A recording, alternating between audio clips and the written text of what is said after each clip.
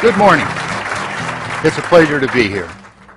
You know, for the last 20 years, more than 20 years, we've been studying organizations and individuals and families and saying, what makes the very best one? What makes the most effective ones? So we've gone in and studied people who were nominated to have the best results and the strongest relationships.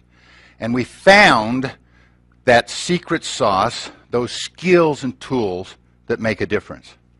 Today I'm going to share 3 important things. Number 1, what are crucial conversations? Number 2, why are they important? And number 3, I'm going to move to a small skill. How do we cue ourselves to step up to deal with these crucial conversations? So the first point is, what are crucial conversations? These are not casual conversations. These are not, please pass the butter. Right? I mean, there's nothing crucial in that. Crucial conversations are high stakes. These are the things that really, really matter. Opposing opinions, we see it very, very differently. And then the emotion kicks in, right? Who's been there? I've been there. So let me give you a couple examples of crucial conversations.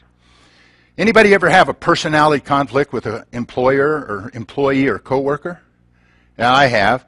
You know, I have a harder question. Have any of you ever had a coworker or an employee with a personality? I mean, it's a tougher issue. Have any of you ever seen staff dissatisfaction with organizational change? I mean, someone wants to change this way, someone wants to change this way. You know, it's the boss who wants to change this way and the employees who don't want to change this way. And they just hunker down, or they grumble, they moan, they resist. Big, big difference.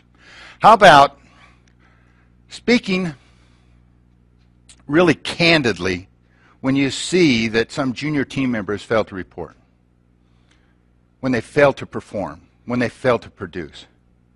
You know, there's several options on that, but the lack of performance, the lack of productivity tends to be a crucial conversation. How about giving feedback to his or her boss? You know, most people would rather eat a thumbtack sandwich than do that.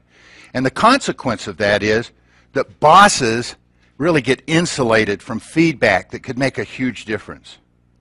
How about giving unfavorable performance review?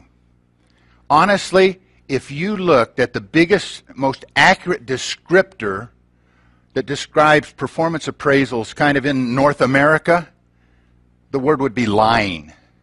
People don't tell the truth. That's because they value getting along more than getting it right. They value harmony more than accuracy. And because of that, there's just huge problems in performance. How about talking to a coworker about a terrible hygiene problem? You know, as I've traveled around the country and asked this, a lot of hands go up on me and they say, whoa, you know, isn't that a tough one? And they say it's really, really tough. And then I have the tougher question. How many of you have been talked to? You know, I mean, that's a little issue there. How about dealing with a rebellious teenager?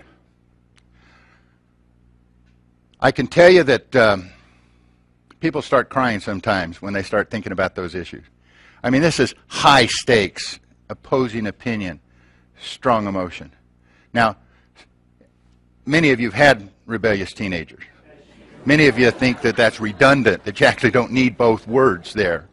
How many of you were one? You know, I mean, this can come home.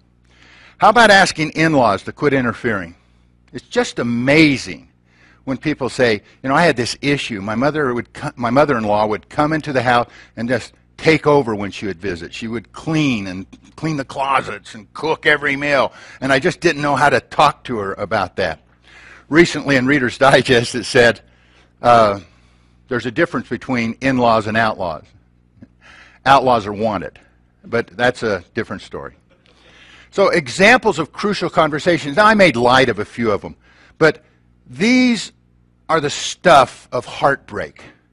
These are the things that you carry along, anchors that drag us for years and years and years. This is the stuff that causes the desired results in our life and the relationships in our life not to be achieved like they could.